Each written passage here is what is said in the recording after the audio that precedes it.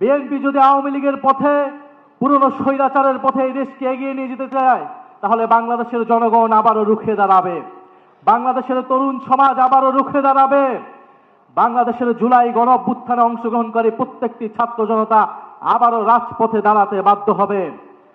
BNP কৃষক card, family card দিয়ে জনগণের মন ভুলানোর চেষ্টা করছে। কৃষক কার্ড, ফ্যামিলি কার্ড দিতে দিতেই বিএনপির তেল ফুরিয়ে গিয়েছে, জ্বালানি ফুরিয়ে গিয়েছে, অথচ মন্ত্রীরা সংসদে বলছে কোনো জ্বালানি সংকট নাই। বাস্তব সমস্যাকে অস্বীকার করছে, অর্থনৈতিক সমস্যাকে অস্বীকার করছে, দেশে আইন শৃঙ্খলার যে ক্রমান্বয়ে অবনতি হচ্ছে সেটাকে অস্বীকার করছে বর্তমান সরকার।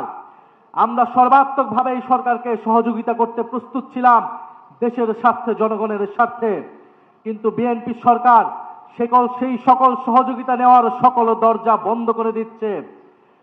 আমার জানা নেই, যারা এখানে অভিজ্ঞ আছেন, মুরব্বী আছেন, তারা বলতে পারবেন বাংলাদেশের ইতিহাসে এত কম সময়ে, মাত্র 2 মাসে কোন সরকার এতটা অজনপ্রিয় হয়েছিল কিনা। বিএনপি সেটা বাস্তবে প্রমাণ করে দিয়েছে। এই সরকার 2 মাসে যতটা অজনপ্রিয় হয়েছে, আমরা জানি না আগামী 6 মাসে তার পরিণতি কি হবে, তার অবস্থান কি হবে। আমরা দেশে কোনো অস্থিতিশীলতা চাই না।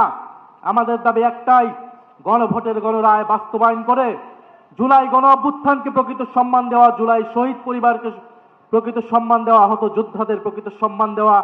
আমরা সেটার জন্য রাজপথে আছি, সংসদে আছি। ইনশাআল্লাহ আমরা ঐক্যবদ্ধভাবে আমাদের সে দাবি আদায় করে ছাড়বো ইনশাআল্লাহ। আসসালামু আলাইকুম।